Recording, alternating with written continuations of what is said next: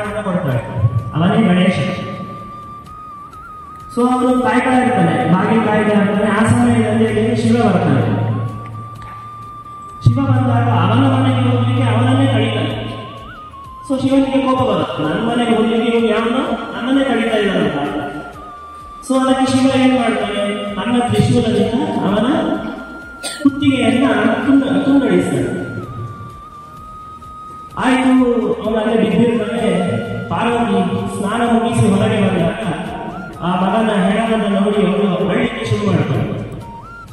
So ಅದಕ್ಕೆ ಶಿವ ಬಂದು ಯಾಕೆ ಹೇಳ್ತಿದ್ಯಾ ಅಂತ ಹೇಳಿದಾಗ, ಇವನನ್ನು ನಾನೇ ಸೃಷ್ಟಿ ಮಾಡಿದ್ದು, ನಾನು ಸ್ನಾನಕ್ಕೆ ಹೋದಾಗ ಬೇರೆ ಯಾರು ಬರಬೇಕು ಎಂಬುದಾಗಿ ಕಾವಲು ಕಾಯಲಿಕ್ಕೆ ನಾನೇ ಅವನನ್ನು ಸೃಷ್ಟಿ ಮಾಡಿದ್ದು. ಈಗ ಅವನ ಹೆಣ ಬಿದ್ದಿದೆ ಅಂತ ಹೀಗೆ ಅಳ್ತಾ ಕೂತಿದ್ದಾನೆ. ಅದಕ್ಕೆ ಶಿವ ಹೇಳ್ತಾನೆ, ಸರಿ ಹಾಗಾದ್ರೆ ನಾನೇ ಪುನಃ ಇವನಿಗೆ ಜೀವವನ್ನು ಕೊಡ್ತೇನೆ. ಅದಕ್ಕೆ ಅವನ ಸೇವಕರಿಗೆ ಹೇಳ್ತಾನೆ, ಹೋಗಿ ಉತ್ತರ ದಿಕ್ಕಿಗೆ ಯಾರು ಮಲಗಿರ್ತಾರಲ್ಲ ಅವನ ತಲೆಯನ್ನು ತೆಗೆದುಕೊಂಡು ಬನ್ನಿ ಅಂತ. ಅದಕ್ಕೆ ನಾವು ಯಾವತ್ತು ಉತ್ತರ ದಿಕ್ಕಿಗೆ ಮುಖ ಮಾಡಿ ಮಲಗಬಾರದು. ಶಿವನ ಸೇವಕರು ಬಂದು ನಮ್ಮ ತಲೆಯನ್ನು ತಗೊಂಡು ಹೋಗ್ತಾರೆ. ಸೊ ಆ ಉತ್ತರ ದಿಕ್ಕಿಗೆ ಯಾರು ಮಲಗಿರಲಿಲ್ಲ, ಅಲ್ಲಿ ಯಾವುದೋ ಒಂದು ಆನೆ ಇತ್ತು. ಸೊ ಆ ಆನೆಯ ಕುತ್ತಿಗೆಯನ್ನು ಕತ್ತರಿಸಿ ಅವರ ಸೇವಕರೆಲ್ಲ ತಗೊಂಡು ಬರ್ತಾರೆ. ಇವನ ದೇಹಕ್ಕೆ ಫಿಕ್ಸ್ ಮಾಡ್ತಾರೆ. ಶಿವ ಅವರಿಗೆ ಪ್ರಾಣವನ್ನು ಕೊಡ್ತಾನೆ. ಅವನೇ ಗಜಮುಖ ಗಣೇಶ. ಹಾಗೆ ಅವನಿಗೆ ಒಂದು ವರವನ್ನು ಕೊಡ್ತಾನೆ, ನೀವು ಯಾವತ್ತಿದ್ರೂ ಕೂಡ ಭೂಲೋಕದಲ್ಲಿ ಅಗ್ರ ಪೂಜ್ಯನಾಗುವಂತ. ಫಸ್ಟ್ ಯಾವತ್ತಿದ್ರೂ ನಾವು ಗಣಪತಿಯನ್ನು ಪೂಜೆ ಮಾಡಬೇಕು. ಏನೇ ಕೆಲಸಗಳು ನಿರ್ವಿಘ್ನವಾಗಿ ಪರಿಹಾರ ಆಗಬೇಕು, ಪೂರ್ತಿ ಆಗಬೇಕು ಅಂತ ಅಂದ್ರೆ ನಾವು ಮೊದಲು ಗಣಪತಿಯನ್ನು ಪೂಜೆ ಮಾಡಬೇಕು. ಹಾಗಾದ್ರೆ ಸ್ವರ್ಣ ಗೌರಿ ವ್ರತ ಯಾಕೆ ಅಂತ ಹೇಳಿದ್ರೆ, ಪಾರ್ವತಿ ವಾಸ ಮಾಡ್ತಾ ಇರೋದು ಹೇಗೆ ಅಂತಂದ್ರೆ ಹಿಮಾಲಯದಲ್ಲಿ.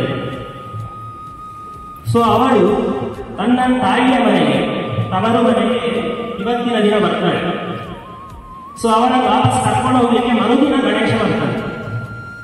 ಸೊ ಆದ್ದರಿಂದ ಮೊದಲನೇ ದಿನ ಸ್ವರ್ಣ ಗೌರಿ ವ್ರತ, ಅವಳು ಭೂಲೋಕಕ್ಕೆ ಬರುವಂತಹ ಸಮಯ ಇದು.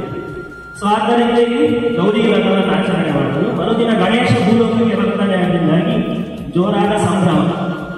ಗಣೇಶ ಯಾವುದಕ್ಕೂ ಇಲ್ಲ ಅನ್ನೋದಿಲ್ಲ, ಕೊಟ್ಟದನ್ನೆಲ್ಲ ತಿಂತಾನೆ, ಕೇಳಿದ್ದನ್ನೆಲ್ಲ ಕೊಡ್ತಾನೆ. ಸೊ ಆದ್ದರಿಂದ ಅವನ ಹಬ್ಬವನ್ನು ಅಷ್ಟು ಜೋರಾಗಿ ಆಚರಣೆ ಮಾಡಬೇಕು. ಹೇಗೆ ಆಚರಣೆ ಮಾಡಬೇಕು? ನಾವು ಗಣೇಶ ಬೆಳ್ಳಿಯ ಮೂರ್ತಿಯನ್ನ ತೆಗೆದುಕೊಂಡು ಬಂದು ಅದಕ್ಕೆ ಎಲ್ಲ ಪೂಜೆಗಳನ್ನ ಮಾಡಿ ತದನಂತರ ಅದನ್ನು ವಿಸರ್ಜನೆ ಮಾಡಬೇಕು. ಯಾಕೆ ಅಂತ ಹೇಳಿದ್ರೆ ಅವನು ಭೂಲೋಕಕ್ಕೆ ಬರ್ತಾನೆ, ಮತ್ತೆ ವಾಪಸ್ ಹೋಗ್ತಾನೆ, ಭೂಲೋಕದಲ್ಲೇ ಇದ್ದೇವೆ.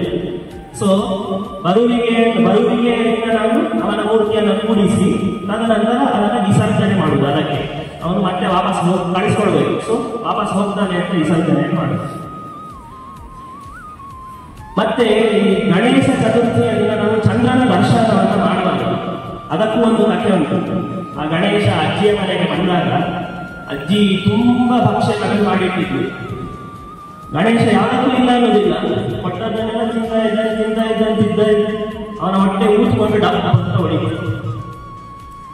ಸೊ ಅದನ್ನು ನೋಡಿ ಚಂದ್ರ ಅಂತ ನಗ್ತಾನೆ. ಸೊ ಗಣೇಶನಿಗೆ ಕೋಪ ಬಂದು ಶಾಪ ಬಿಡ್ತಾನೆ.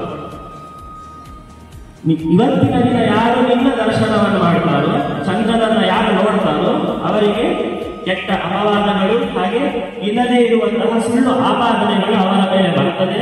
ಸೊ ಯಾರು ಕೂಡ ಅಂದಿನ ದಿನ ಚಂದ್ರನ ದರ್ಶನವನ್ನ ಮಾಡಬಾರದು, ಉದ್ದೇಶಪೂರ್ವಕವಾಗಿ ಮಾಡಬಾರದು.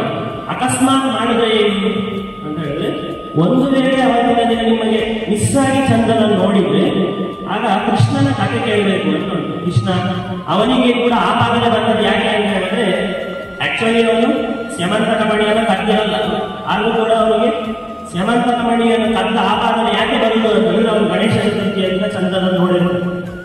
ಸೊ ಆದ್ರಿಂದ ಅವನಿಗೆ ಆಪಾದನೆ. ಸೊ ಆ ಕಥೆಯ ಶ್ರವಣವನ್ನ ಯಾರು ಮಾಡ್ತಾರೋ ಅವರಿಗೆ ಆ ಚಂದ್ರ ದರ್ಶನದ ಪಾಪದ ಪರಿಹಾರ